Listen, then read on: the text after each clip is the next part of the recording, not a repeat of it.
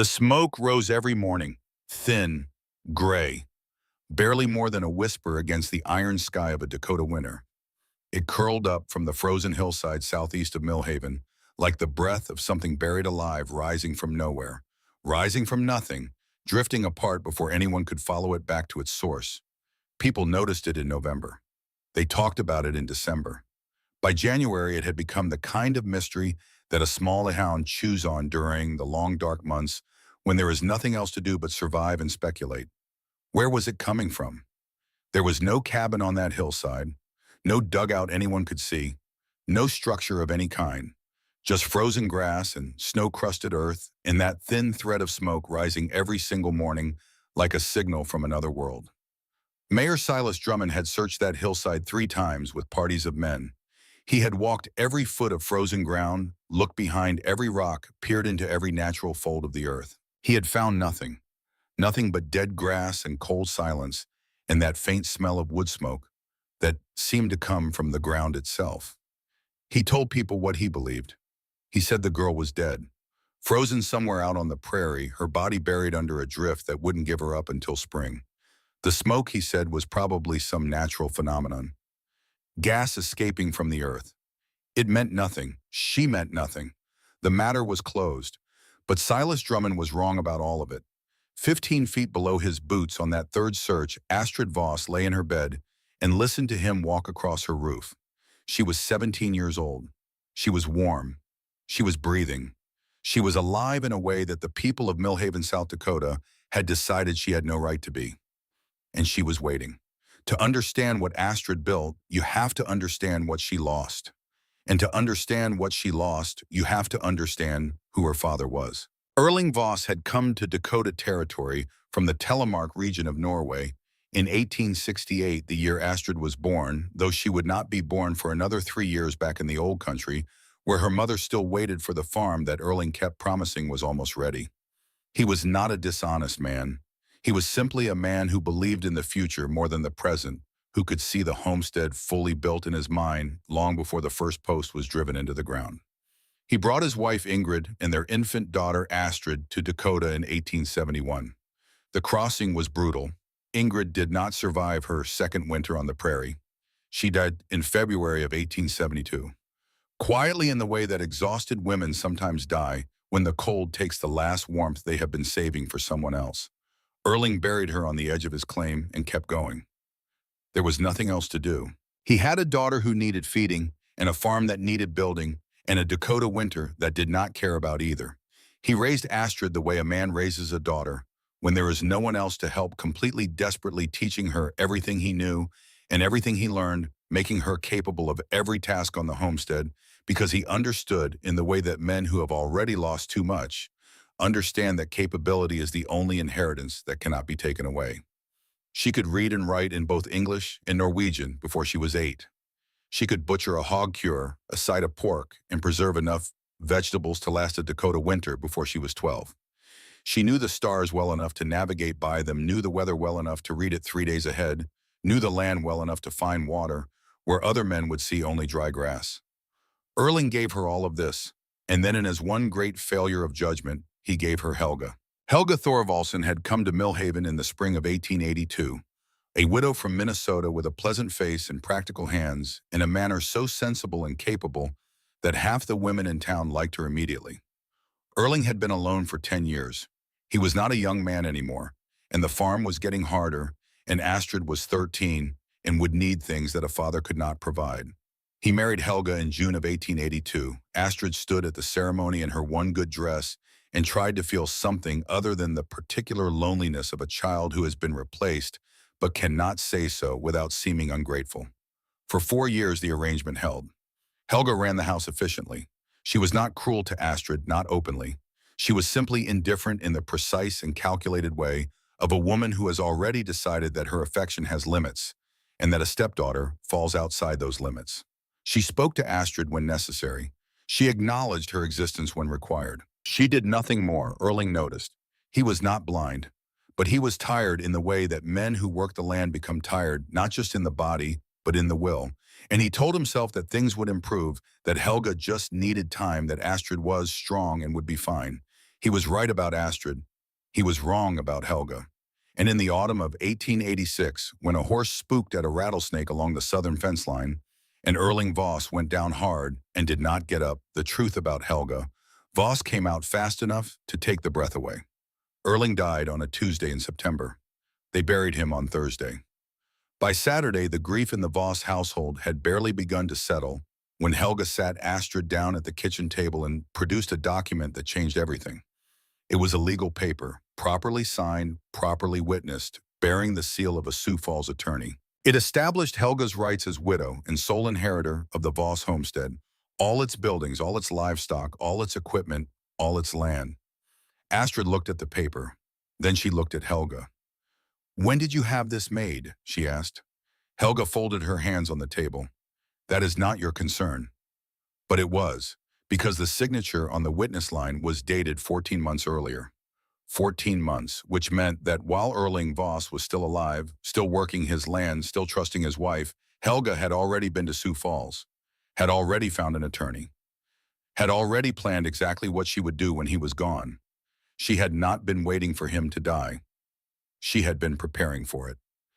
"This homestead belongs to me now," Helga said. "The law is clear. You are not my daughter. You are not my responsibility. You'll need to make other arrangements." Astrid sat very still for a moment. Outside, the September wind moved through the grass with a sound like breathing. Somewhere in the yard, one of the horses stamped and snorted. "My father's land," Astrid said. "My husband's land," Helga said, "which is now mine. He built it from nothing. He was here before there was a road or a town or a—" "I know what he did."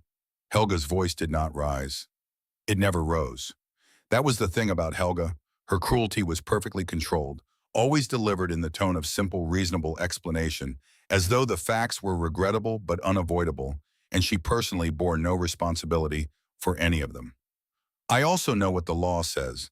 I suggest you speak to Mayor Drummond if you have questions.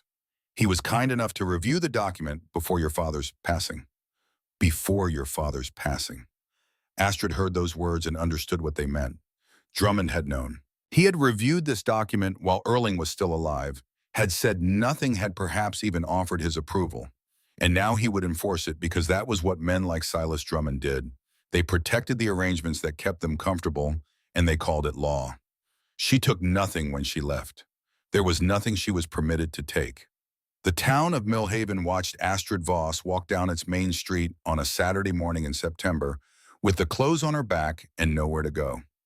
They watched from the windows of the mercantile, from the doorway of the post office, from the bench outside the barber shop, where three men sat in the early autumn sun, and observed her passing with the mild curiosity of people watching weather move through.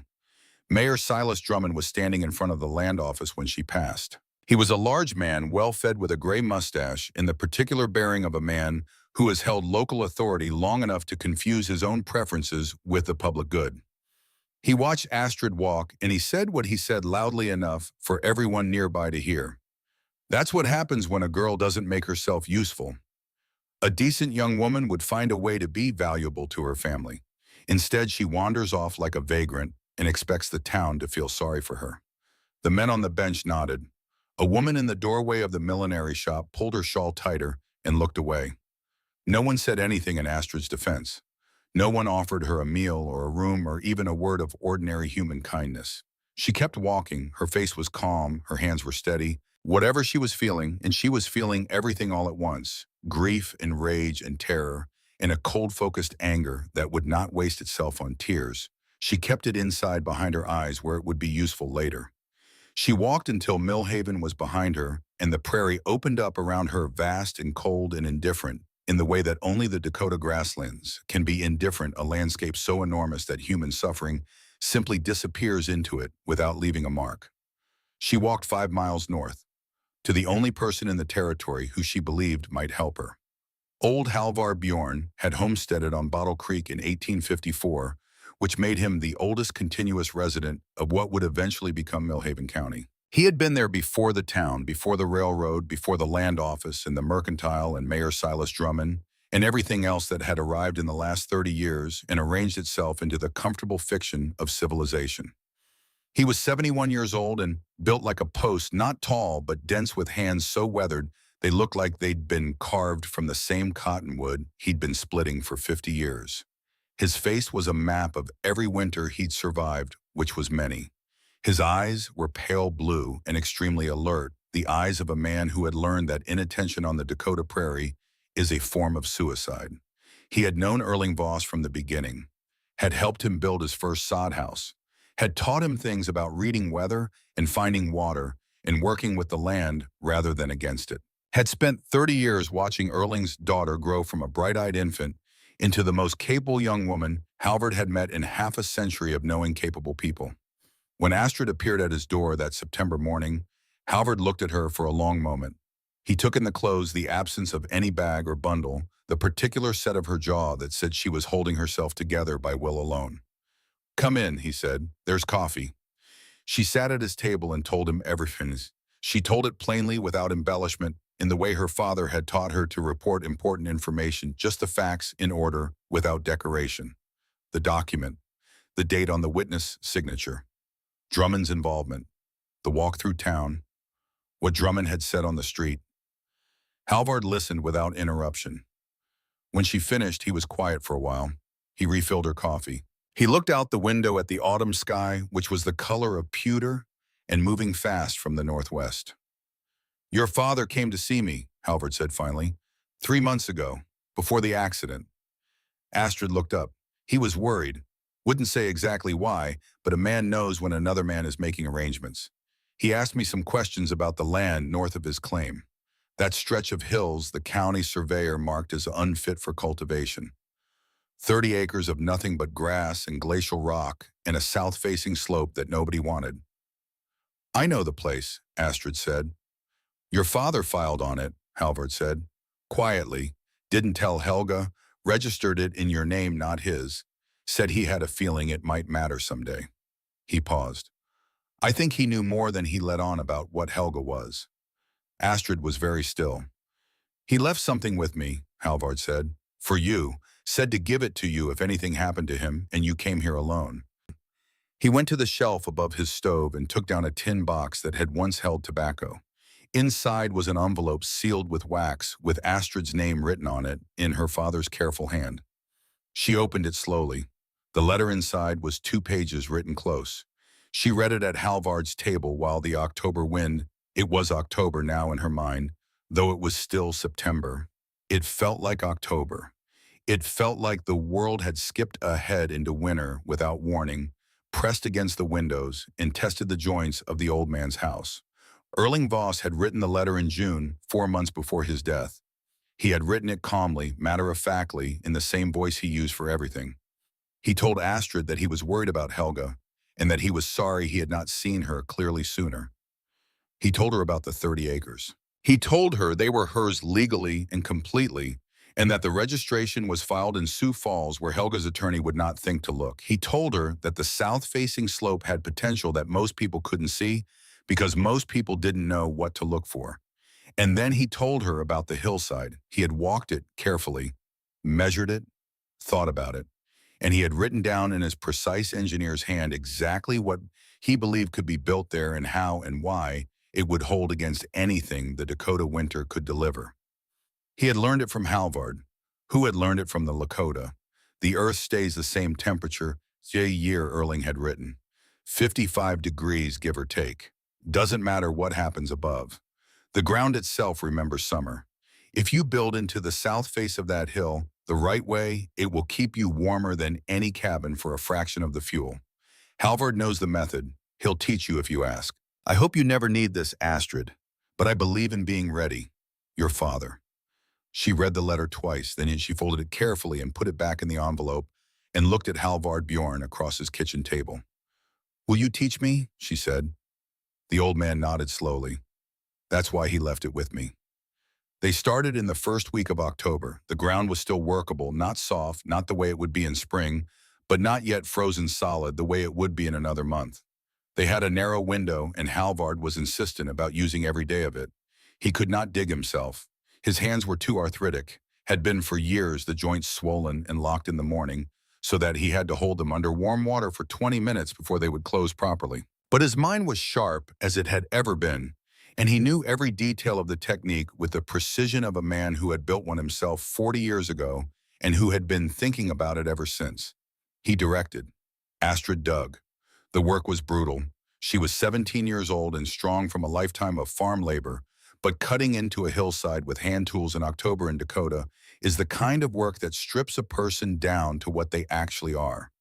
Every morning she woke before dawn. Every evening she stopped only when she could no longer see. Every day the hole got a little deeper, a little wider, a little more like what Halvard described. He came out to supervise whenever he could manage the walk. 5 miles was hard for him now, and he couldn't always make it, but he came 3 or 4 times a week and stood at the edge of the excavation and watched her work and offered corrections in his slow, precise way. The entrance had to face south. This was not negotiable. The winter sun low on the horizon would warm the threshold and help prevent icing.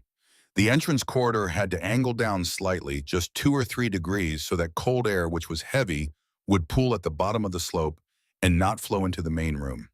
The chimney had to be positioned exactly narrow enough that it looked like nothing from above, but angled correctly to draw efficiently without backflowing smoke into the living space. He taught her how to cut sod blocks that would hold their shape, how to stack them so they locked together without mortar, how to pack the joints with dry grass and clay that would harden to near concrete in the frost. He taught her how to roof the excavation with a framework of cottonwood poles covered with sod layered, so that the whole thing looked from above like an unremarkable fold in the hillside. He taught her about the chimney. This was the part he was most precise about because the chimney was the only thing that could give her away.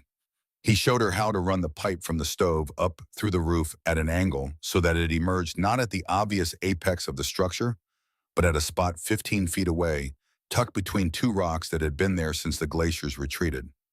Anyone searching from above would see the pipe as a dead stick wedged in a rock pile. The smoke, by the time it reached the surface, was thin enough and cold enough that it dispersed quickly. In winter morning air, it looked like nothing, like breath, like the earth exhaling, like smoke from nowhere. Word reached Millhaven within 2 weeks. It always did. The Dakota Prairie was vast, but the human networks that crossed it were tight and quick, and someone always saw something, and what they saw always made its way back to town. The Voss girl was digging into a hillside out on the North County land, people said, living like a badger, building herself a hole in the ground like an animal. Mayor Silas Drummond was not amused. He led the first search party in late October. A dozen men on horseback riding out on a gray morning with their breath fogging in the cold and their confidence high. They knew what they were looking for, a hole in a hillside. How hard could it be? They searched for 2 hours. They found nothing. The entrance to the dugout was hidden behind a fold in the hill that was only visible if you approached from exactly the right angle, which was an angle that made no instinctive sense to someone unfamiliar with the terrain. The chimney pipe from a distance was indistinguishable from the dead sticks and glacial rubble scattered across the hilltop. The sod roof had already begun to blend with the surrounding ground, the cut edges softening in the frost into the same texture as undisturbed earth. They walked right over it. Drummond himself walked directly across the roof of the main room, his horse's hooves striking the packed earth above Astrid's ceiling close enough that she could feel the vibration through the ground beneath her feet. She stood in the darkness of her half-finished home and listened to them search. She could hear their voices, muffled but distinct, carrying the particular irritation of men who are not finding what they came to find. She heard Drummond's voice above the others, insisting they look again, certain that there had to be something they were missing. There was. They just weren't capable of finding it. After 2 hours, they rode back to Millhaven. Drummond told people the girl had probably moved on, probably gone to another county. The smoke, he said again, was a natural phenomenon, not worth worrying about. But it kept rising, every morning, thin and gray and impossibly persistent. He sent a second party in November. They did better. One man actually found the rock pile that concealed the chimney pipe, crouched down to examine it, and then stood up and walked away because what he saw looked exactly like what it was supposed to look like. A pile of rocks with a dead stick in it, nothing more. Drummond sent a third party in December this time, including himself and 2 men who had spent years as scouts and trackers and claimed they could find anything on the open prairie. They spent 4 hours on that hillside. They found a rabbit warren, an old fire pit that predated the territory, and a deposit of glacial till that one of the trackers thought might be worth investigating for minerals. They did not find Astrid Voss. Drummond stood on the hilltop at the end of the fourth hour, his boots planted directly above the room where Astrid was quietly eating her supper, and he made a speech that she would later describe as the most useful thing he ever did for her. "The girl is gone," he said. "Dead or departed, it makes no difference. A person who hides like this, who lives like an animal in a hole in the ground, is not the kind of person this community needs to concern itself with. Whatever she is or was, she is no longer our problem." Astrid heard every word. She set down her spoon. She looked at the ceiling, at the packed earth and cottonwood poles above her head, at the thin seam of daylight that came through the insulated gap where the chimney pipe met the roof frame. She thought of her father.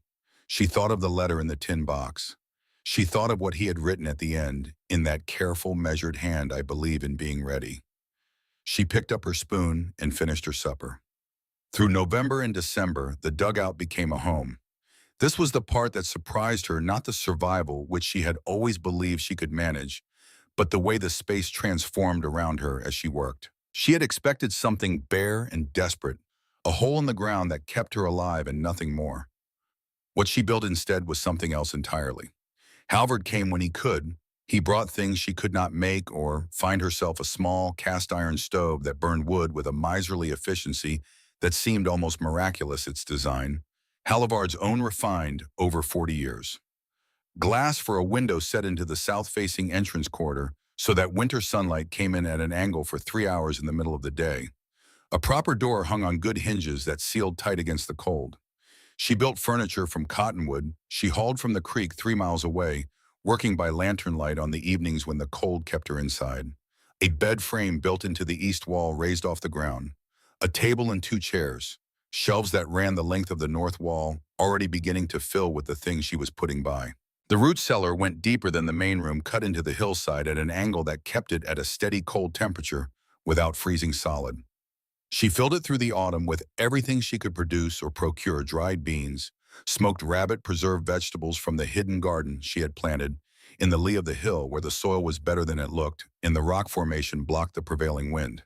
The earth maintained its 55 degrees just as her father had written.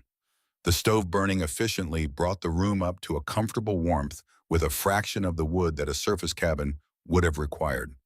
She kept 2 weeks of fuel stacked inside at all times. More in the concealed cache she had built into the hillside 40 yards from the entrance. She read in the evenings.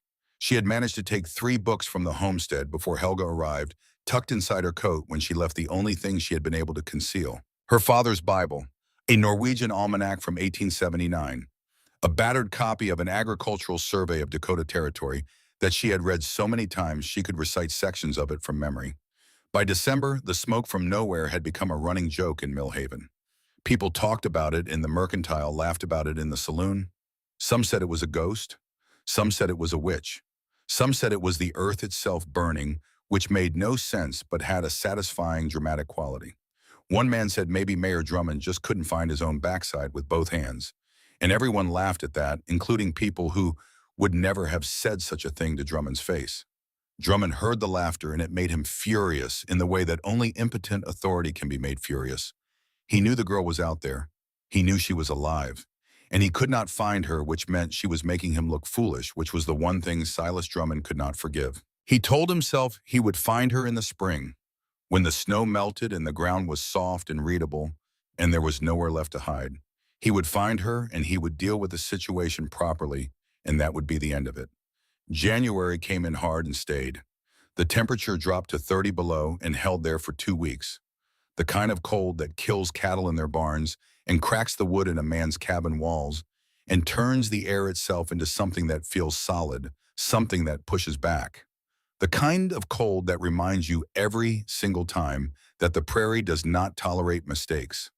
In Millhaven, people stayed inside and burned wood and worried about their fuel supplies and told each other that it would break. Soon it always broke.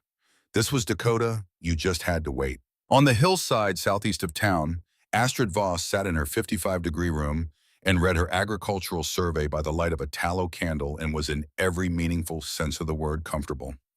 She was aware of this. She was aware of the contrast between what was happening inside her home and what was happening outside it, and she did not feel superior about it.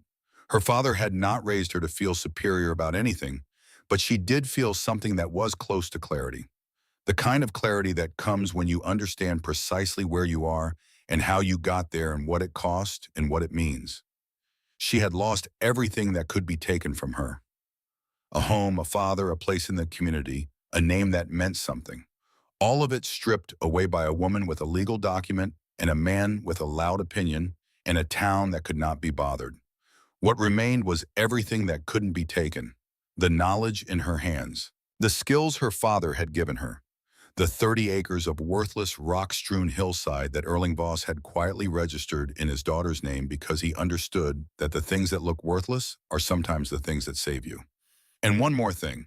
Old Halvard Bjorn had come in the first week of January, fighting through the cold on feet that were not as reliable as they once had been, arriving at her door with frost in his beard and the expression of a man who has something important to say and has been composing it for a long walk. He came inside. He looked around the finished dugout for a long time, moving slowly through the space, running his hands along the walls, checking the seal on the door, examining the draw of the stove. "Your father would be proud," he said finally. "This is better than anything I ever built. Warmer, tighter, more invisible." He turned to look at her, his pale eyes serious. "They'll never find you here." "No," Astrid said. "But someday," Halvard said, "alone, they may need to." She waited. "I've lived in Dakota Territory for 33 years, he said. "I've seen 7 bad winters. I know what a bad winter looks like when it's building." He moved to the small window and looked out at the January sky, which was the color of old iron, and showed no intention of changing. "There's something coming. Not tomorrow, not next week, but before spring. The kind of storm that doesn't negotiate." He turned back to her. "I've only seen its like once before, 30 years ago, before there was a town here. I was the only man in my group who survived." The room was very quiet. "How?" Astrid asked. He looked at the walls around them, at the packed earth, in the sod blocks, in the cottonwood poles, and the small stove throwing its steady warmth into the enclosed space. "The same way you're surviving now," he said. After he left, Astrid stood in the middle of her room for a longer time about him. Then she went to her root cellar and took stock of everything she had. She made a list. She calculated quantities and burn rates and consumption estimates with the same methodical precision her father had taught her. She was going to need more. More food, more wood, more of everything. She started the next morning. She told herself she was being practical. She told herself she was simply being careful. She told herself that Halvard was 71 years old and his bones ached and old men sometimes read signs in the weather that were not there. But she filled her root cellar until there was no more room. She built a second cache in the hillside hidden behind the rocks accessible from outside. She put by enough food for a month for one person, then for 2, then for 5, then without quite letting herself think about why for 10 or 15 or more. She told herself she was being practical. She was. But she was also her father's daughter, and her father had always believed that the things you prepare for are rarely the things that happen, and the things that happen are the things you prepared for without knowing it. The smoke rose every morning, thin, gray, rising from nowhere, from the frozen ground, from the invisible home of a girl that the town of Millhaven had decided did not exist. January deepened into February, and somewhere over the northern plains moving south with a patience that nothing human could match, the great blizzard of 1887 was building. February came in quietly. That was the deceptive thing about it. After the brutal lockdown of January, after the 2 weeks of 30 below that had kept even the hardiest men off the streets of Millhaven and driven the cattle into the back corners of their barns, where they stood pressed together and shivering, February arrived with something almost resembling gentleness. The temperature climbed back to single digits, then above zero, then on a Tuesday in the second week all the way up to 22 degrees, which felt, after what had come before, almost warm. People came out of their houses. They stood on the boardwalk in front of the mercantile and turned their faces toward the thin winter sun and told each other that the worst was over. They talked about spring. They talked about planting schedules and seed orders and the price of wheat in Sioux Falls. They talked about everything except the one thing that several of them in their quieter moments were still thinking about. The smoke on the hillside was still rising. Every morning without fail, that thin gray thread lifted from the southeast hill and dissipated into the cold air above Millhaven like a rumor that refused to die. People had stopped talking about it publicly. Drummond had made it clear that the subject bored him, but they noticed it. Farmers on their way to their barns in the pre-dawn dark noticed it. Women at their kitchen windows noticed it.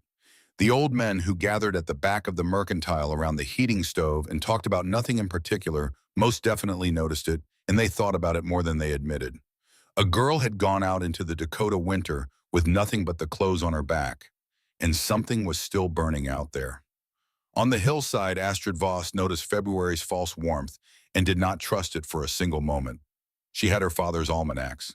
She had Halvard's warnings, which she kept returning to in her mind, the way you return to a splinter you cannot quite reach, uncomfortable, persistent, impossible to ignore.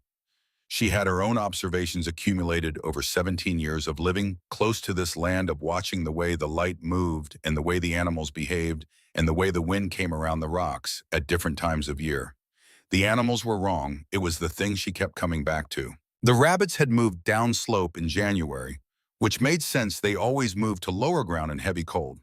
But they hadn't come back up when the temperature lifted in February.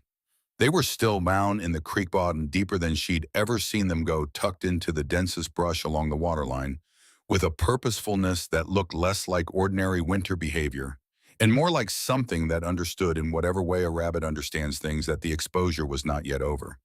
The birds were wrong, too. A flock of snow buntings had come through in late January, which was normal enough, but they had flown straight through without stopping, which was not. Snow buntings stopped. They fed on the grass seeds that poked through the drifts. They rested. They lingered. These ones had not lingered. They had crossed the sky above the hill in a tight, purposeful formation that said, in the language of wings and instinct, that there was somewhere more urgent to be. Astrid added wood to her cache. She smoked more meat. She calculated and recalculated, running numbers in her head, the way her father had taught her, not with anxiety, but with precision, the way a good farmer approaches every problem as an equation to be balanced rather than a catastrophe to be feared. She was ready for something. She did not know exactly what. She kept getting ready anyway. It was on the 14th of February. She knew the date because she kept a careful calendar scratched into a cottonwood board above her bed, that she went to find Halvard Bjorn and found instead what she had been quietly dreading. She had not seen him in 3 weeks. This was not entirely unusual. The distance between his homestead and her dugout was 5 miles of open ground, and in hard January weather, 5 miles was genuinely dangerous for a man of 71. She had not worried exactly. She had noted the absence and told herself it was the cold, it was sensible, he was being careful, he would come when he could. But 3 weeks was long, and February's false warmth had opened the trail between them, and she had no more reason to wait. She left before first light, which was when the air was coldest, but also when the visibility was best, a clear sky above, and good hard snow that took a track and held it so she could find her way back even if the weather changed. She moved quickly. 5 miles on snowshoes across open country, following the line of the creek where the cottonwoods broke the wind, then up the long slope to Halvard's claim on the north side of the ridge. She knew something was wrong before she reached the door. The stovepipe above his cabin roof was cold. No smoke, not even a trace. In February in Dakota, a cold stovepipe over an occupied house meant one of two things, and one of them she could not afford to think about yet. She pushed the door open. The cabin was dim and cold, the temperature inside only a few degrees warmer than the air outside. The stove had been out for at least 2 days. The ash in the firebox was stone cold when she touched it. The water in the bucket by the door had frozen solid. Halvard was in his bed under every blanket. He owned his breathing, shallow and fast, his skin hot and dry, and she pressed her hand to his forehead. His eyes were open but not entirely focused, tracking her face with the effortful attention of a man pushing back against something that wanted to pull him under. "Astrid," he said. His voice was hoarse, barely above a whisper. "I'm here," she said. "I'm going to get the fire going." "Been down 2 days," he said. "Maybe 3. Lost track." She built the fire first, had the stove going in 8 minutes, heating water in 12. She got him to drink not easy. He kept drifting and examined him as well as she could with what she had. The fever was high. His lungs sounded wrong, a wet rattling quality, when she pressed her ear to his chest that she recognized and did not like. He had not eaten in at least 2 days, possibly 3. She sat back on her heels and thought. She could stay here. She had her pack. She could manage a few days in his cabin, get him stable, see if the fever broke. But his cabin was cold and drafty, poorly sealed compared to her dugout burning fuel at 5 times the rate. She would be fighting the cold on top of fighting his illness, and her supplies were 5 miles away. Or she could move him 5 miles. A man of 71 with a high fever and compromised lungs on a sled over open ground in February. It would be difficult, it might be dangerous, but her home was warm and well-stocked and well-sealed, and it would stay that way regardless of what the weather did, and she could not say the same about this cabin. She built a sled from his 2 best boards and the leather harness she found hanging in his lean-to. She padded it with his blankets and packed his few medical supplies, a bottle of turpentine, some willow bark, a tin of the pine salve he used for chest complaints into her pack. She wrapped him in every piece of fabric in the cabin and got him onto the sled, which was harder than she had anticipated and took 20 minutes and more of her strength than she had expected to spend. Then she pulled him 5 miles through the Dakota cold. She thought about her father while she walked. She thought about the letter in the tin box, the careful handwriting, the matter-of-fact love of a man who prepared for things he hoped would never happen. She thought about what he had written, "I believe in being ready." She thought about what Halvard had told her on the day he inspected the finished dugout. "They'll never find you here. But someday they may need to." She walked. The old man on the sled behind her drifted in and out of consciousness, sometimes muttering in Norwegian, sometimes in English, sometimes in what she gradually realized was a mixture of both that followed some internal logic she couldn't quite track. It took 2 hours and 40 minutes. She got him inside, got him into her bed, the one built into the east wall with the buffalo hide beneath the mattress for extra insulation. Got the stove burning hot and the room warming fast. Got willow bark tea into him, one careful spoonful at a time, the way you dose something that is only partly present. And then in the small hours of the morning, when his breathing had steadied and his fever had begun barely tentatively to loosen its grip, Halvard Bjorn opened his eyes and looked at the ceiling of the dugout above him and began to talk. He talked about 1856. She had not asked. She was sitting in the chair beside the bed, watching him, monitoring his breathing, half asleep herself. He just began in the quiet voice of a man who has carried something for a long time and finds in his weakened state that the weight of it is more than he wants to bear alone. He had been 22 years old. He had come to Dakota Territory with 5 other men Norwegians, all of them young and strong, and convinced in the way that young, strong men are convinced that the land would yield to them because they intended it to. They had built 3 surface cabins in a cluster on the open prairie north of where Millhaven now stood, and they had prepared for winter with the confidence of people who did not yet understand what Dakota winter actually meant. The storm had come in January. He described it the way survivors describe catastrophes, not with drama, but with a kind of numb precision, as though the mind has processed the event so many times that it has worn smooth the rough edges, gone but the shape of it permanent and exact. The temperature had dropped 40 degrees in 6 hours. The wind had hit like a wall. The snow had come so thick and so fast that visibility dropped to 0 inside of 20 minutes. 4 of the 5 other men had died. One in the storm itself, lost between the cabins, found frozen 10 feet from his own door when the snow melted in April. 2 in their cabin when the roof collapsed under the weight of accumulated drifts on the 3rd day. 1 more from the cold that invaded the surviving cabin through every crack and gap, slow and inevitable, over the 7 days the storm lasted. Halvard had survived because he had spent the previous summer with a Lakota family whose camp was near his claim, and they had shown him something. Not lectured him, not formally instructed him, simply shown him the way you show someone by living the way their winter shelters worked, built into the earth, using the ground's own warmth, invisible from above, immune to the wind because they were below it. He had dug a shallow pit in the corner of his cabin and covered himself with everything he had. It was a crude version, nothing like what they had built together on the hillside, but it had been enough. The earth around and below him had held his temperature. He had survived. I came back in the spring, he said. His voice was still rough, still hoarse, but steadier now, more present. I spent the whole summer doing it properly, the way they'd shown me. I've been underground every winter since, Rabato. Astrid was quiet for a moment. You've been sleeping in a dugout for 30 years. Living in one, he said. Not quite like this. Mine's rougher, but the principle's the same. He turned his head on the pillow to look at her. That's why I knew your father's idea was right, and why I wanted to make sure you built it correctly. You've been waiting 30 years to teach someone, she said. He was quiet for a moment. I've been waiting 30 years for the right someone, he said, and for the right storm. The room was warm and still. Outside, the February air pressed against the sod walls and found no purchase.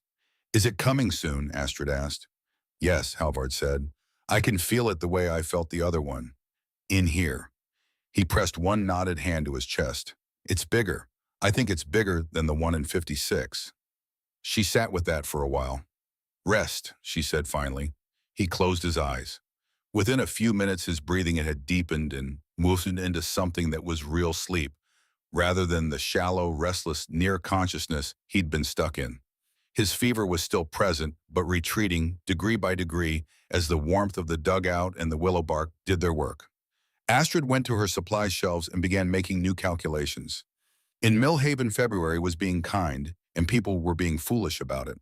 This was not entirely their fault. Dakota winters created a particular psychological pattern in the people who lived through them. The longer and harder the cold, the greater the hunger for any sign that it was ending. A few warm days in February could make a whole town believe the worst was over, not because the evidence supported this belief, but because they needed it to be true. Mayor Silas Drummond was feeling the warmth along with everyone else. He had spent January in a state of low-grade fury about the smoke, about his failed searches, about the general humiliation of being unable to locate a 17-year-old girl on 30 acres of open ground, and the lifting temperature lifted his mood along with it. He told himself the matter was resolved. The girl had clearly managed to survive the worst of it, which was irritating, but she would surface eventually, and when she did, he would deal with the land question properly.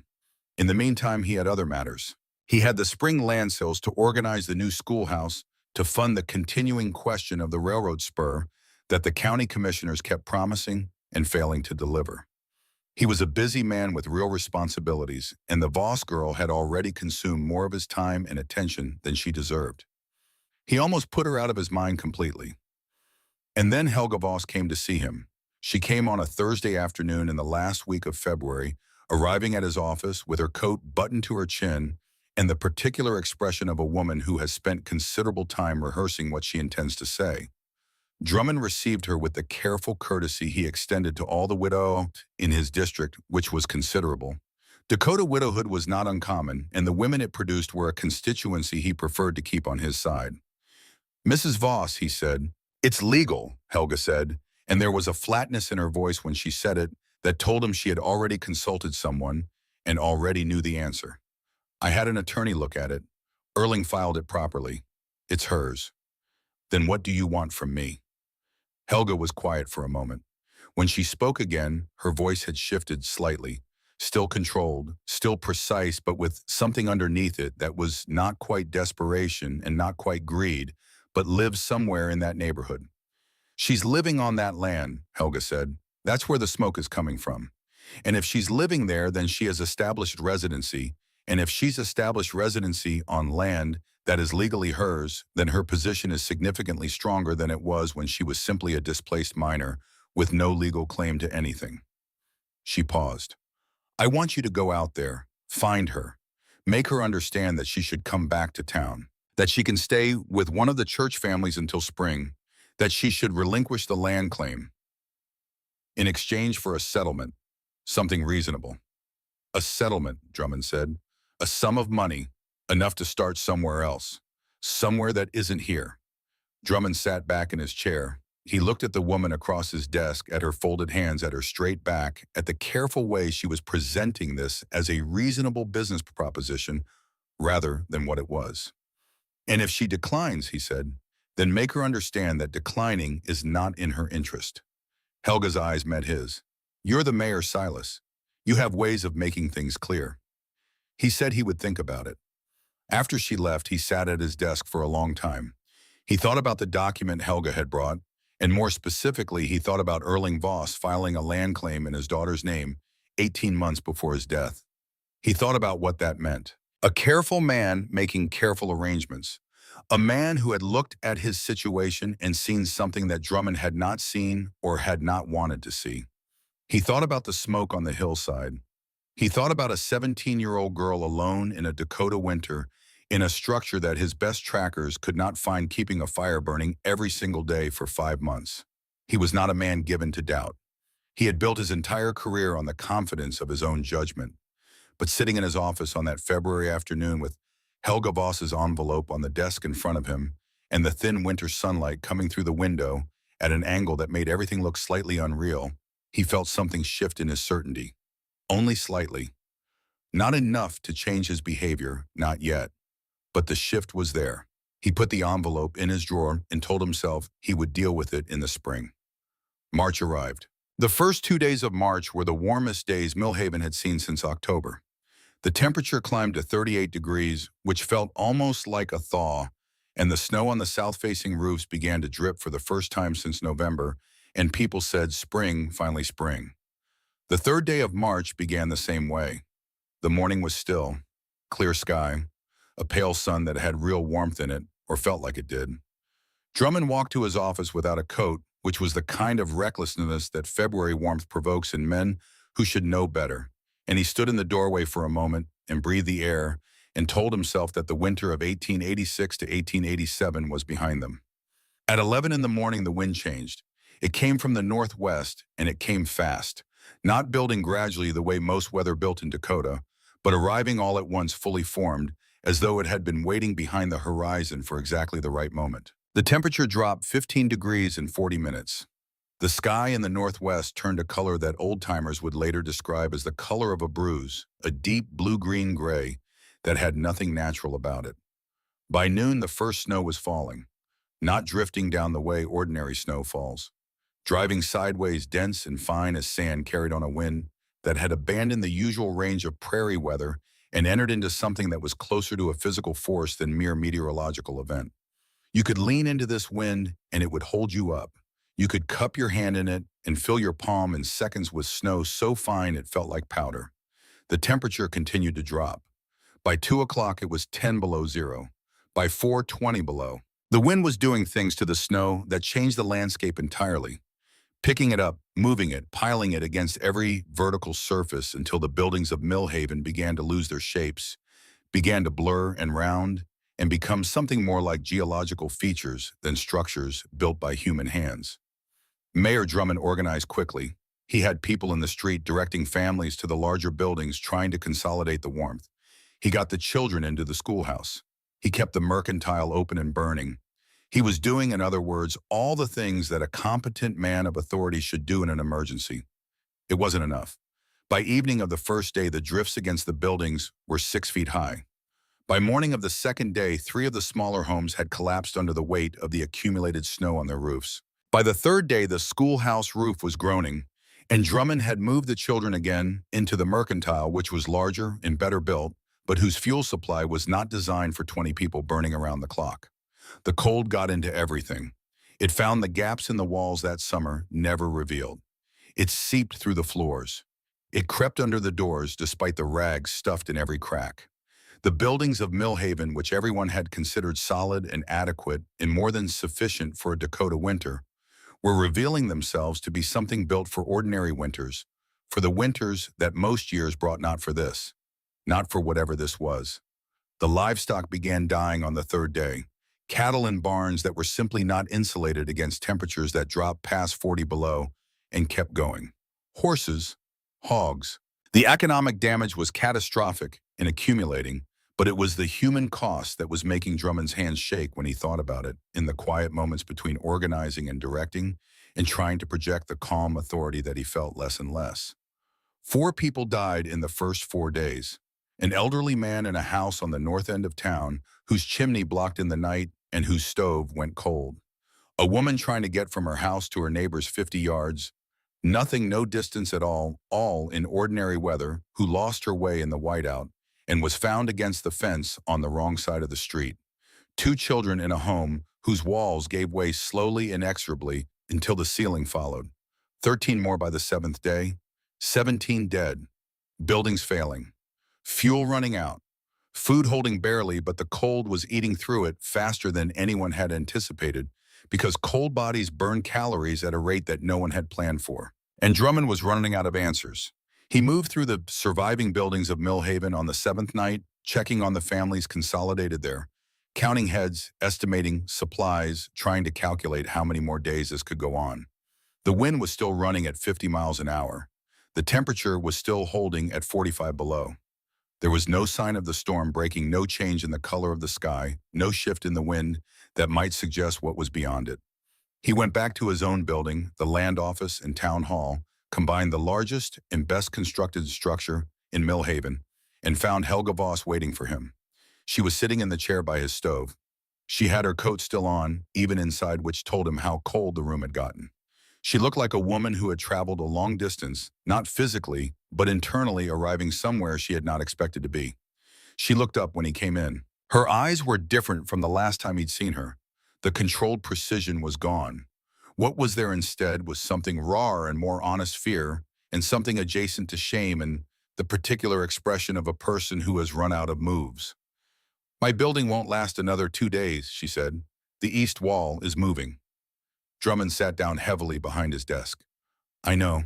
I looked at it this afternoon." "I need to tell you something," Helga said. "Mrs. Voss, she's alive." Helga's voice was flat, not the controlled flatness of their last meeting, but the flatness of someone who has given up managing their words. "Astrid, she's been on that hillside all winter. The smoke is from her. She has a shelter there underground built into the hill. I don't know exactly where, but I know the 30 acres. She paused. "She's been alive and warm all winter while we've been—" She stopped, looked at her hands. "While we've been surviving," she said quietly, "while 17 people have been dying." Drummond said nothing for a long moment. He stood up and walked to his window. Outside was white and nothing, the storm filling every inch of the visible world with its indifferent motion. Somewhere out there, 5 miles away or thereabouts, a thin thread of smoke was rising from a hillside. He couldn't see it. The storm was too thick, the distance too great, the world reduced to a few feet of visibility in any direction. But he knew it was there. He thought about the searches he had led, the hours on that hillside, the frustration, the certainty that the girl was hiding something criminal, something defiant, something that needed to be stopped. He thought about what he had said on the street the day she left. A decent girl would have made herself useful, and the particular satisfaction he had felt saying it, the ease of it, the way it had made the crowd nod, and the way that nodding had confirmed his sense that he was right. He thought about 17 dead. He thought about the envelope in his desk drawer, about Erling Voss filing a land claim for his daughter in the quiet, careful way of a man who does not trust what is coming.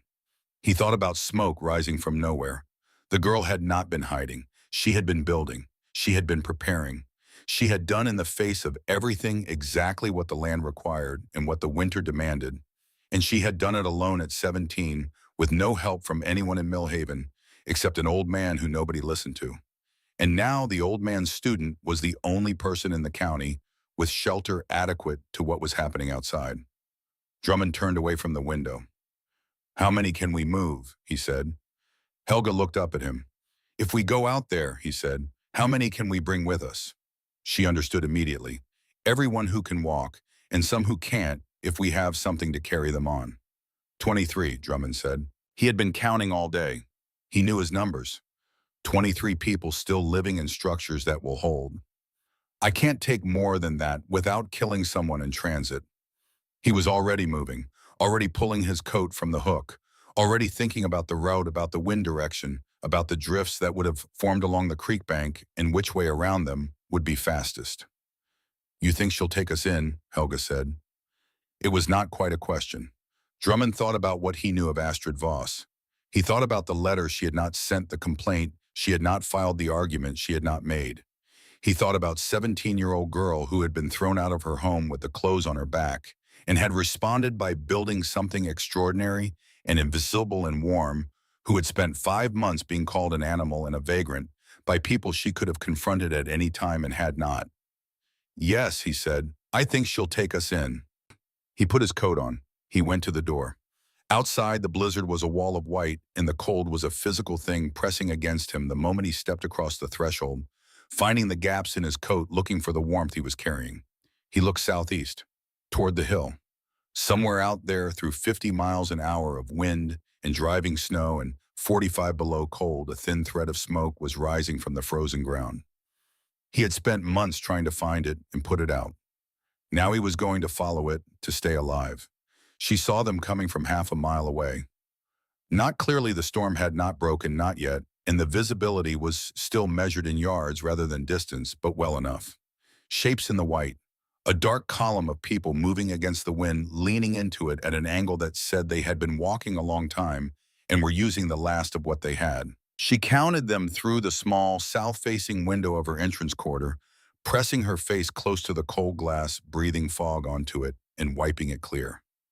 23 people, moving slowly, some supporting others. She had been watching for them since the 5th day of the storm. Not because she had expected them exactly, but because Halvard had taught her that preparation means accounting for the things you hope will not happen, and somewhere in the back of her careful mind, behind all the calculations of food and fuel and floor space, she had run the numbers on Millhaven. She knew the buildings. She had grown up in this town. She knew which ones would hold and which ones wouldn't, and she had done the arithmetic of what 45 below zero cold does to structures built for ordinary winters, and the arithmetic had come out dark. She had known this day might come. She had not known if she would open the door when it did. Now she stood in the entrance of her dugout in the narrow corridor where the winter sun came through 3 hours a day and the temperature held at 38 degrees, regardless of what was happening outside. And she watched 23 people fight their way across the last quarter mile of open ground toward her hill. Halvard was awake in the bed against the east wall. His fever had broken 4 days ago, and he had recovered with the stubborn efficiency of a man who has survived too much to be undone by a lung complaint. He was not strong yet, not by any measure, but he was lucid and present and watching her from across the room with his pale eyes that missed nothing. "How many?" he said. 23. She turned from the window. "I can see Drummond at the front." Halvard was quiet for a moment, and behind him, she looked again, counted, recognized. A family from the north end of town, the school teacher and her husband, the blacksmith, 2 of the men who had ridden on the search parties in November, who had walked across this very roof without knowing it. And there near the back, supported on one side by a younger woman Astrid didn't recognize, moving with the careful, deliberate steps of someone who was conserving everything Helga Voss. Astrid watched her stepmother cross the open ground, watched the way she moved head down against the wind, her coat pulled close, her whole bearing stripped of the precise, controlled quality that had always characterized her. She looked like what she was, a woman in her late 40s, exhausted, cold, making her way toward the shelter of a person she had wronged. "Helga is with them," Astrid said. Halvard said nothing. He just watched her. Astrid stood at the window for another moment. The column of people had reached the base of the hill now and was beginning the climb, not a steep climb, but steep enough that the wind hit differently here, more direct, no longer deflected by the creek bank and the cottonwoods.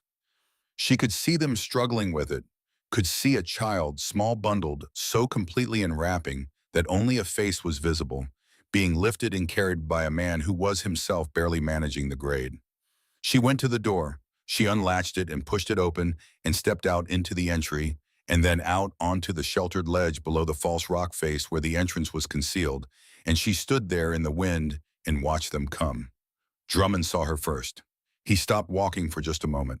A full stop, involuntary, the way a man stops when something he has been working toward suddenly becomes real.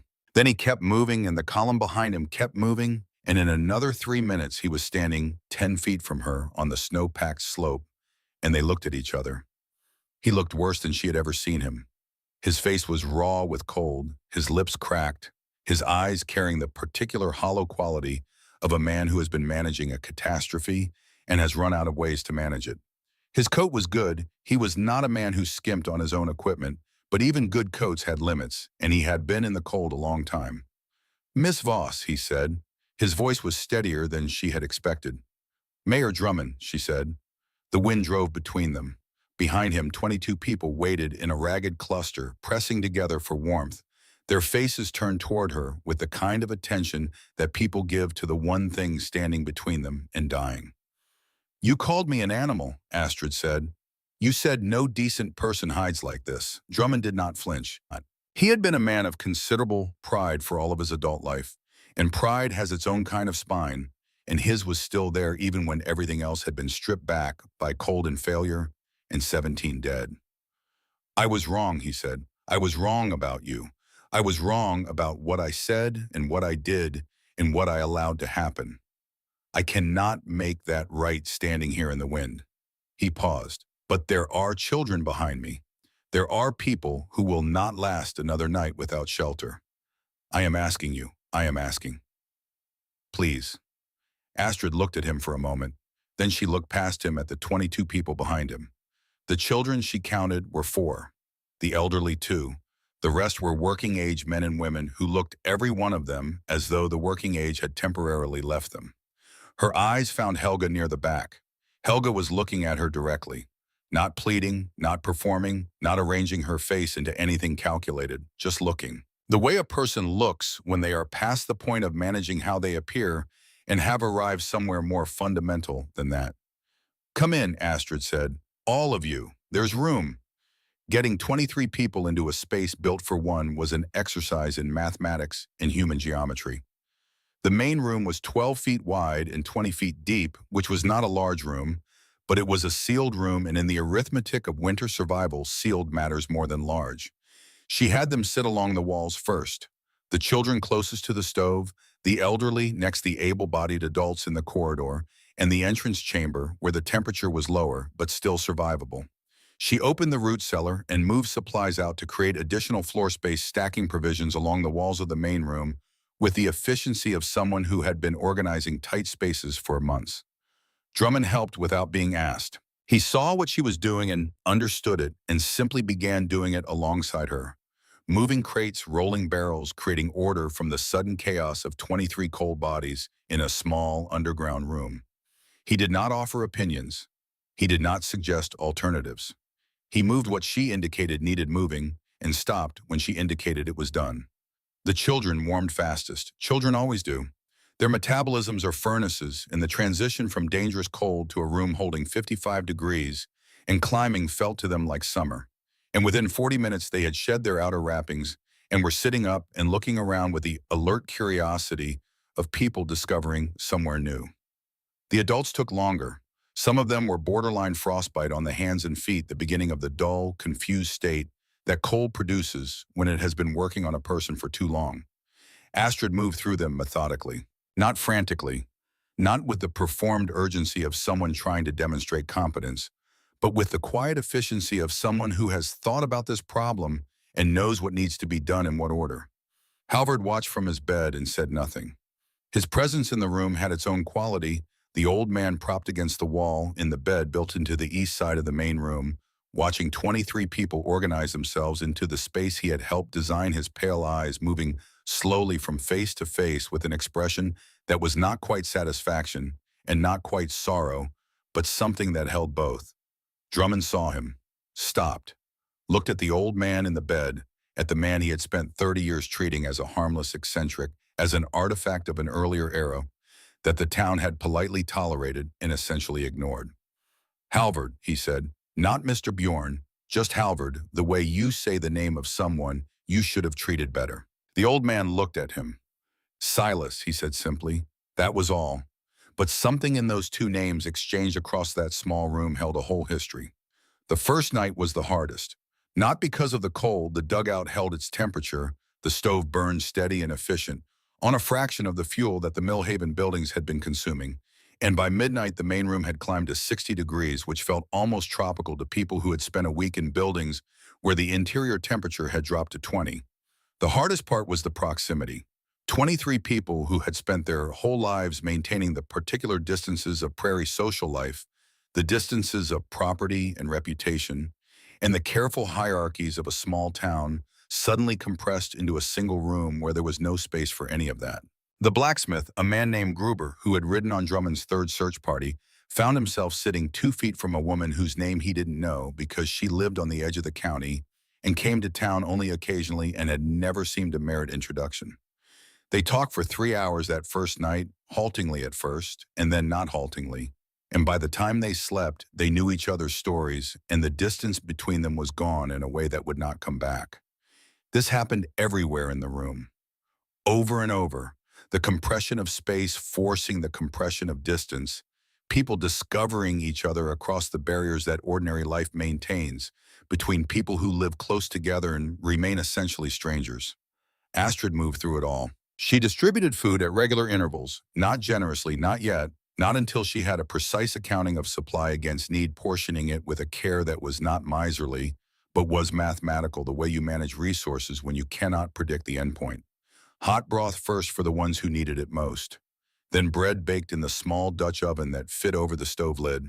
Then the preserved meat rationed in portions that were enough to sustain without depleting. She answered questions when people asked them. How had she built this? How long had she been here? How had she known the storm was coming? She answered simply without drama, referring to Halvard's teaching and her father's letter in the behavior of the rabbits in late January.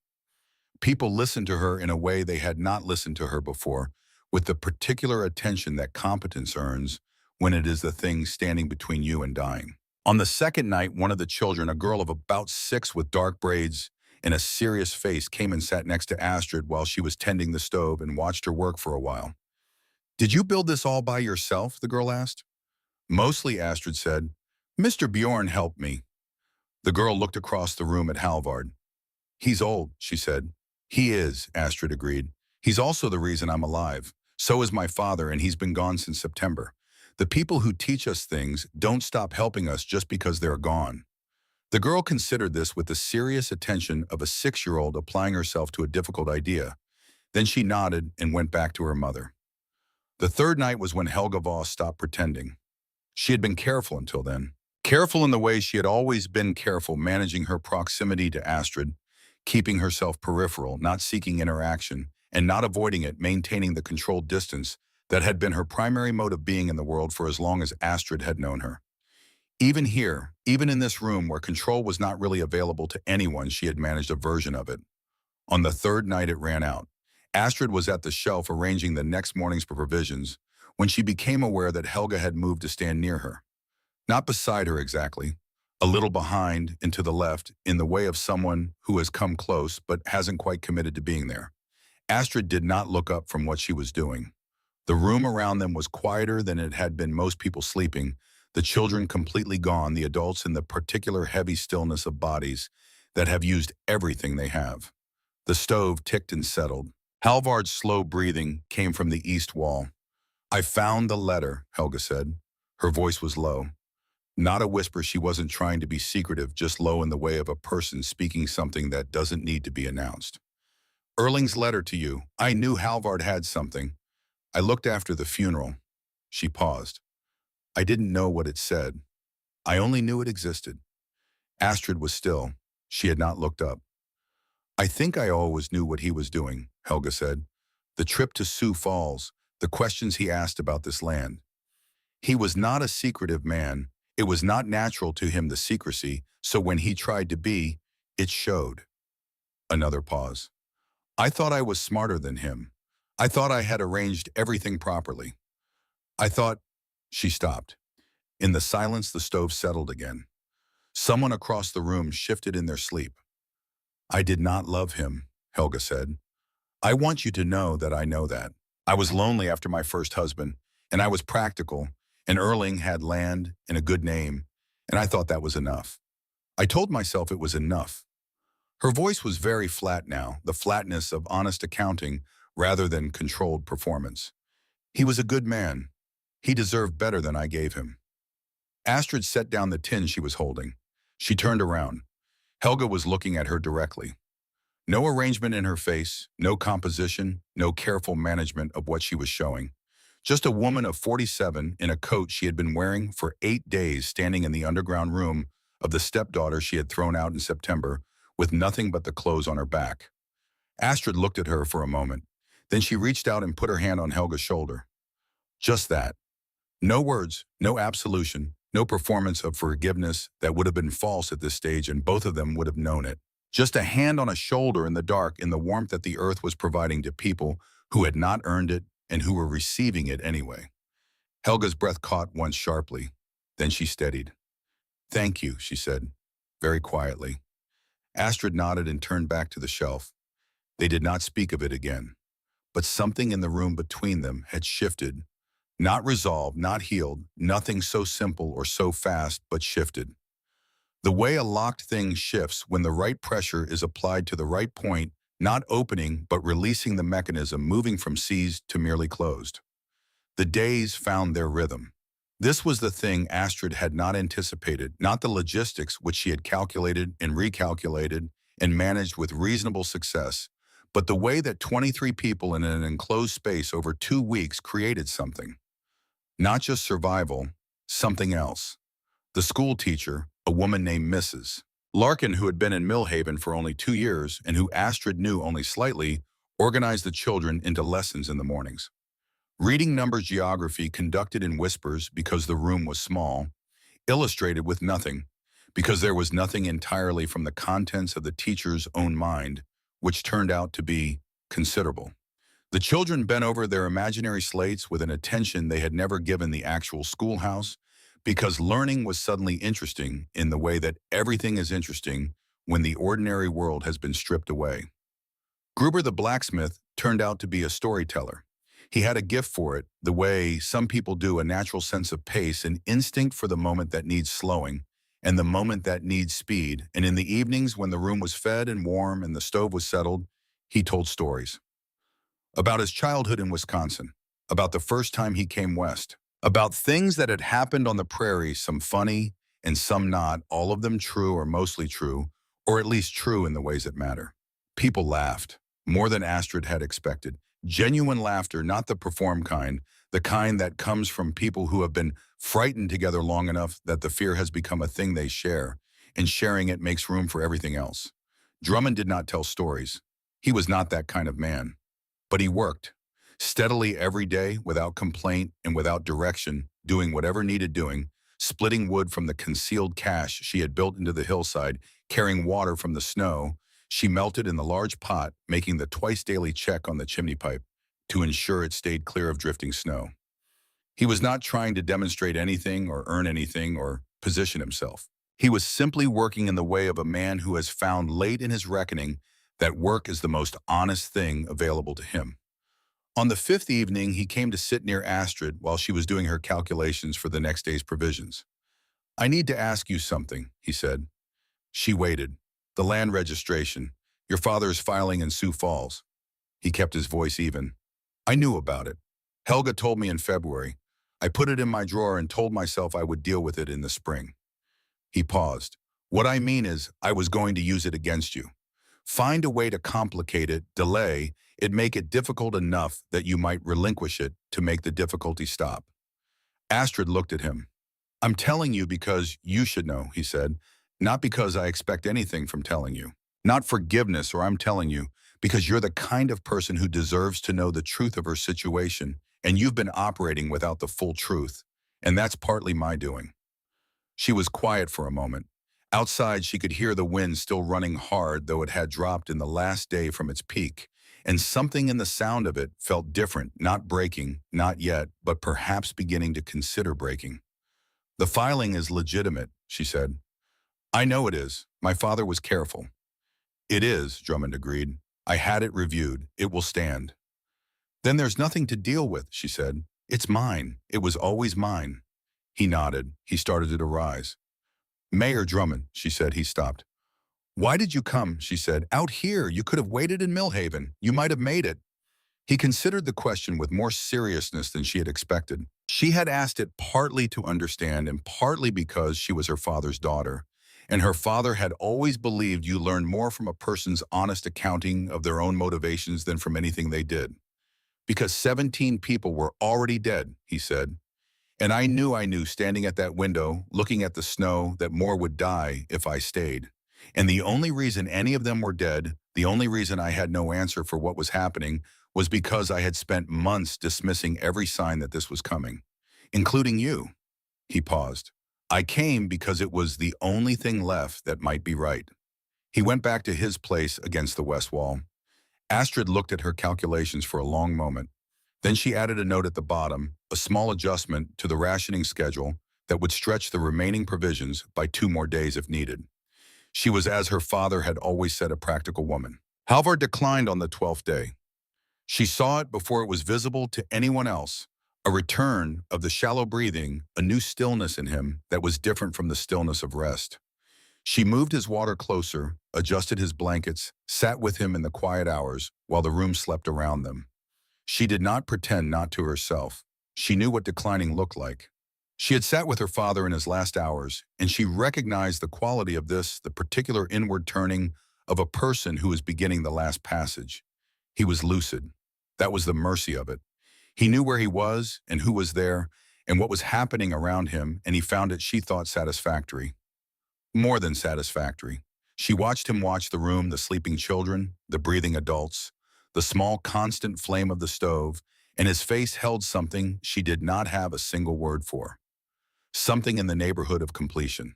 On the 13th night, he called her close. She sat on the edge of the bed and took his hand. His hands were warm, which surprised her. The rest of him was cooling, but his hands were warm, and she held them both and said nothing, because nothing needed to be said between them. I have been thinking, he said, about the winter of '56. I know, she said, the men who died. He was quiet for a moment. I have thought about them every winter since. Wondered if I could have done something different. Gotten them underground somehow. Saved them. He turned his head to look at her. I decided a long time ago that I couldn't have. That I was 22 years old and I didn't have enough knowledge yet, and there wasn't time, and the storm was too fast. He paused. But I also decided that if I ever had the chance to pass on what I learned, I would. I would do it right. I would find someone who could hold it properly. His hand tightened on hers slightly. The strength surprised her. The earth remembers summer, he said, even in the worst of it, even when everything above is death and dark and cold, 55 degrees, all year, the earth keeps it. He looked at the ceiling, the packed sod and cottonwood poles that separated them from the storm. Now these people will remember you, the same way. I learned it from you, she said, and from my father. You learned the technique from me, he said. You learned everything else yourself. He closed his eyes. His breathing was very slow. That's how it works. The knowledge moves through people. Niels to me to your father to you to everyone in this room. A pause. They'll teach their children. Their children will teach theirs. Long after all of us are gone, someone in Dakota will know how to go underground in a storm because of one winter, because of you. His breathing slowed further. Halvard, she said. I'm here, he said. I'm right here. He was quiet for a long time. She held his hands and the stove burned, and the room breathed around them in the dark. Your father, he said, very quietly. Good man, careful man. A long pause. He knew what he had. Then he was still. She sat with him for a while in the quiet. Then she went to wake Drummond because he was the one who would need to help her with what came next, and because waking him was the right thing to do, and she had always tried above everything to do the right thing. Drummond was awake before she reached him. He had heard, in whatever way people hear the significant silences of a room they are sharing, that something had changed. He went and stood by the bed and looked at the old man for a long moment. He reached out and put his hand on Halvard's chest briefly, in the way of someone trying to say something they do not have words for. Then he straightened. His face was doing something she had not seen it do, not collapsing, not performing, just working the internal machinery of a man processing something at more depth than he was accustomed to. When he turned around, his eyes were wet. He made no attempt to conceal it. The storm broke on the 15th day. Not all at once. Nothing that large breaks all at once. It loosened, that was the word for it, like a fist slowly opening.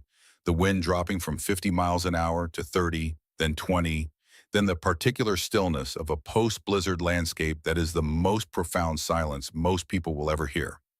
The snow stopped falling, the temperature rose, not to warmth, but to the upper range of cold which felt, after what had come before, like something almost livable.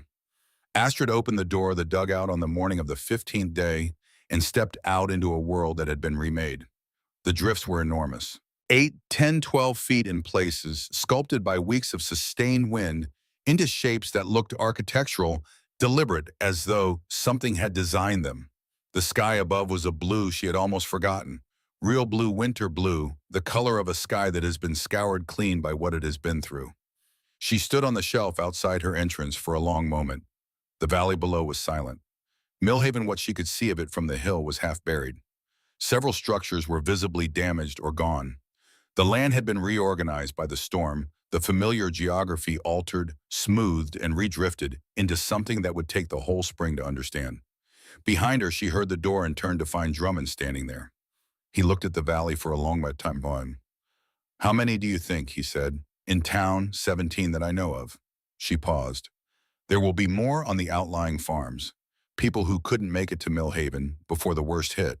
He nodded. His jaw was set against whatever he was feeling. "I need to get back," he said. "Begin the assessment, the relief telegrams. There's a great deal to organize." "I know," she said. He turned to look at her. "I'd like to ask you something." She waited. "When the relief parties come," he said, "there will be journalists, people from the Eastern papers who want to write about what happened here, about the storm and what it did." He paused. "I intend to tell them the true account, all of it, including what I did and didn't do, including what you built and how you built it and why you were building it in the first place." He met her eyes. "You have the right to tell that story yourself, and I will say so publicly. But I wanted you to know what I intend to say." She considered him for a moment. "Tell it accurately," she said. "That's all I ask." He nodded. He looked like he wanted to say more. She could see it, the thing working in him that was not yet language, but he didn't, and she respected him for knowing the difference between what needs to be said and what needs to be sat with until it becomes something else. He went back inside. The relief wagons came from Sioux Falls on the 22nd of March. She saw them from the hill in the early afternoon, a column of movement on the southern road dark against the brilliant white of the post-storm landscape, moving carefully over the packed drifts that had reorganized the road into something only approximately passable. They brought food, medical supplies, blankets, and 4 journalists from Chicago and 1 from New York who had heard through the telegraph dispatches Drummond had managed to send after the storm broke the outline of what had happened. Drummond stood at the front of the gathered survivors when the wagons arrived and said what he had told Astrid he would say. He said it plainly without deflection, in the flat, honest tone of a man making a public accounting that he knows is insufficient but is the most he has to offer. 17 people died in this storm in the town of Millhaven, he said. More died on the surrounding farms. 23 people survived because a 17-year-old girl built a shelter into a hillside that I spent 3 months trying to find and shut down. I called her an animal. I called her a vagrant. I said no decent person hides the way she was hiding. He stopped, looked at his hands. I was wrong about everything. Wrong about what survival looks like. Wrong about what preparation means. Wrong about who in this county deserved the benefit of the doubt. He looked at Astrid, who was standing to his right with the careful stillness she brought to everything. I owe this young woman my life, he said. I owe her an apology I cannot make adequately and will spend a long time trying to make anyway. The journalist wrote quickly. Astrid spoke when they asked her to. She said what was true and left out what was not essential, which was how her father had taught her to tell things. I didn't build this to prove anyone wrong, she said. I built it because I had nowhere else to go, and my father had left me the land and the knowledge to do something with it. I learned from him and from Halvard Bjorn how to work with the earth instead of against it. She looked out at the surviving people of Millhaven gathered in the late March sunlight, faces she had known her whole life looking back at her. You can laugh at someone's preparations. You can call them crazy, call them whatever makes you feel superior. But when the storm comes, and the storm always comes, the ones who prepared are the ones who survive. And if they're good people, they'll save you too. One of the journalists asked her what she would do next. Build, she said, properly this time, on the surface. Add to what's already there. She looked at the hill behind her. This is my land. It was always my land. I intend to stay on it. The legal matter of the 30 acres resolved itself in April at a hearing in Sioux Falls before a circuit judge who reviewed Erling Voss's filing and found it sound in every particular. Helga did not contest it.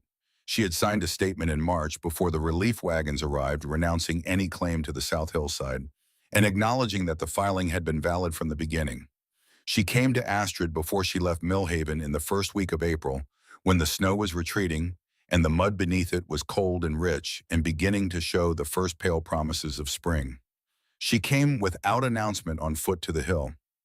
Astrid saw her coming and went out to meet her. They stood in the thin spring sunlight on the slope outside the dugout entrance and looked at each other. "I'm going back to Minnesota," Helga said. "I have a sister in St. Paul. I should have gone there after my first husband died instead of—" She stopped, started again. "Instead of looking for arrangements." Astrid said nothing. "Your father," Helga said, "was a better man than I knew how to recognize at the time." She looked at the valley below at the damaged town beginning its slow reconstruction. "I'm sorry I didn't know it sooner. I'm sorry I didn't know a lot of things sooner." "All right," Astrid said. Helga looked at her. "That's all you're going to say. What would you like me to say?" A long pause. "I suppose I'd like you to say, you forgive me." Astrid thought about it honestly the way she thought about everything. She thought about September, about the kitchen table, and the document with his 14-month-old signature. She thought about the third night in the dugout, the hand on the shoulder, the thing that had shifted without resolving. "I don't know yet," she said. "I think it takes time. Real things take time." She paused. "But I don't wish you harm. I want you to have a good life in St. Paul. I want whatever's next for you to be better than what came before. I think that's real, and I can say that honestly." Helga absorbed this, nodded once slowly with the expression of a woman receiving what is actually on offer rather than what she had hoped for, and finding that what is on offer is under the circumstances more than she deserves. "Thank you," she said, "for the dugout, for the warmth." "Go safely," Astrid said. She watched Helga walk down the hill and across the valley floor and into the town that was already board by board and beam by beam beginning to put itself back together. She buried Halvard on the hillside in May, when the ground was soft enough to work and the grass had come back in the particular fierce green of a Dakota spring that follows a hard winter. Drummond came and the blacksmith Gruber and Mrs. Larkin, the school teacher, and most of the 23 and a handful of others from Millhaven who had not been in the dugout but understood by now what Halvard Bjorn had made possible. She had cut the stone herself. It took her 3 weeks working in the evenings after the day's construction was done, chiseling the words into a piece of pink granite she had found in the glacial till on the north side of the hill. She had thought about what to put on it for a long time, and what she came back to every time was what Halvard himself had said about the winter of 1856 and what he had done with what he survived. Halvard Bjorn, 1816-1887. He taught us how to disappear. We learned how to survive. She stood at the grave after the others had gone in the late afternoon sunlight that was long and golden, the way Maylight is in Dakota, and she thought about him and about her father and about the chain of knowledge that ran from the Lakota through Halvard and through Erling and through herself and out into the 23 people who had been warm in the ground all winter and who were now, every one of them, alive and building and carrying something they had not carried before. That was how it worked. She understood that now, in a way, she had not entirely understood before. Not ideas, not principles, not the words people put on paper or said at ceremonies. The knowledge that mattered moved through hands, through work, through the specific and unglamorous transmission of one person showing another person exactly how to do the thing that needs to be done, and the second person doing it and remembering. She stood at the grave until the light went amber and then pink and then the particular deep blue of a Dakota evening when the sky is clear and enormous and the stars are beginning to think about appearing. Then she walked back down the hill to her home.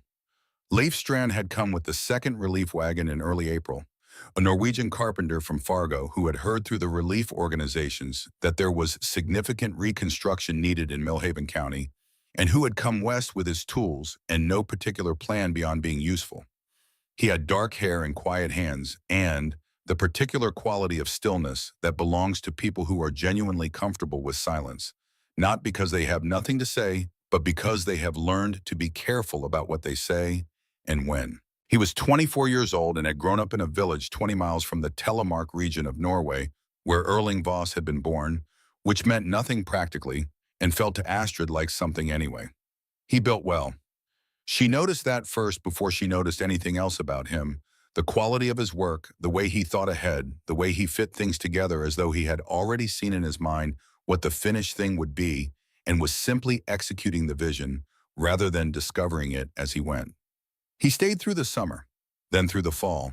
He did not explain why he stayed, and she did not ask because she was her father's daughter and understood that some things are better understood through their evidence than through their explanation. He proposed in November on the anniversary of the day she had started digging, standing on the hillside in the cold with his breath fogging in the air between them, saying what he wanted to say plainly and directly, in the way of a man who has thought about something long enough to be sure of it.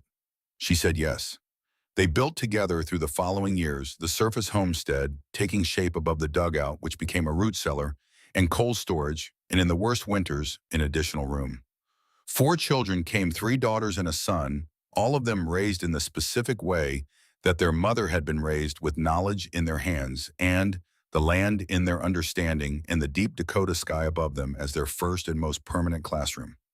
Astrid taught them everything: how to read the weather 3 days ahead, how to preserve food through a hard winter, how to calculate what they needed and prepare for more than they calculated, how to read the signs that animals give when something is coming, how to work with the earth rather than against it because the earth is older than anything built on top of it and keeps its own counsel and rewards those who pay attention. She taught them about Halvard. She told them the story of the winter of 1856, the men who died above ground, and the young man who survived below it, and how he had carried that knowledge for 30 years until the right person needed it. She took them to his grave on the hillside every spring and read them the words on the stone, not because they needed to be read to them, but because saying them aloud in the spring air, with the green coming back in the grass, was a way of keeping something alive that deserved to stay alive. And every morning and every season, the smoke rose from the hillside. In summer, it was barely visible, a heat shimmer above the kitchen chimney gone in the warm air before it reached any height. In autumn, it was thin and blue, catching the slant light of October mornings. In winter, it was what it had always been, gray and steady, and impossibly persistent, rising from the frozen earth like something the ground itself was exhaling. The people of Millhaven learned over the years to look for it, not out of curiosity, not anymore, out of something closer to reassurance. The smoke meant the Voss homestead was warm, meant Astrid Strand. She went by Strand after her marriage, but everyone called her Astrid Voss. Still, the way towns remember the names of people who saved them was up and working and tending to the things that needed tending. The old-timers, the ones who had been in the dugout, developed a phrase for it. When someone was mocked for being too cautious, for stockpiling more than they needed, for building better than the situation seemed to require, the old-timers would shake their heads and say, "Remember the smoke from nowhere." Remember what it meant before we knew where it was coming from. It meant someone was keeping a fire burning that nobody could see. It meant someone was ready for something that hadn't arrived yet. It meant that the things that look like nothing, the rocky ground, nobody wants the hole in the hillside, nobody finds the girl walking away from town with nothing but the clothes on her back and the knowledge in her head, are sometimes the things that save everyone. Drummond resigned his position in the spring of 1888 and spent the following years in what could only be called public service of a different kind, not the organizing and pronouncing kind he had practiced as mayor, but the quieter kind, the showing up and asking what is needed and doing it kind. He helped rebuild 12 homes in Millhaven. He funded the new school. He lobbied the county for better road maintenance into the outlying farms. He never ran for office again. He came to the Voss hillside every October until he was too old to make the walk, and helped with the winter preparation, the wood splitting in the root cellar, stocking the annual check of the dugout seal, and the chimney draw. He was not good at these things, not naturally, but he got better every year, and Astrid showed him what she showed everyone who came to learn, without being asked to, patiently, precisely, without condescension. They became in the way of people who have been through something together that nothing else can approximate, something close to friends. He died in the winter of 1901, peacefully in his bed in Millhaven, with the window facing southeast, so he could see if the morning was clear, the faint thread of smoke rising from the Voss hillside. He had asked for the window to face that direction. The people who cared for him in his last years understood why, and said nothing about it because some things are self-explanatory if you know the story, and by then everyone in Millhaven knew the story. The smoke rose every morning, thin and gray and steady and sure rising from the earth, like a reminder that the ground beneath us is warmer than we think, that the people we dismiss are more capable than we know, that the preparations that look like madness are sometimes the only thing standing between a town and its own extinction. It rose in the dark before dawn when no one was watching. It rose in the clear, cold air of winter mornings when the sky was pink and the snow was unbroken, and the world felt briefly like something that had just been made. It rose in the slow light of spring, in the gold of summer, in the blue of autumn, persistent and quiet, and completely certain of itself. The smoke from nowhere, which was never from nowhere at all, which was always from exactly where a 17-year-old girl had decided to make her stand. Not in anger, not in defiance, not to prove a point to anyone, but simply because her father had given her the land and the knowledge and the understanding that the best thing you can do with what you have been given is to use it well and use it fully, and when the storm comes, open the door.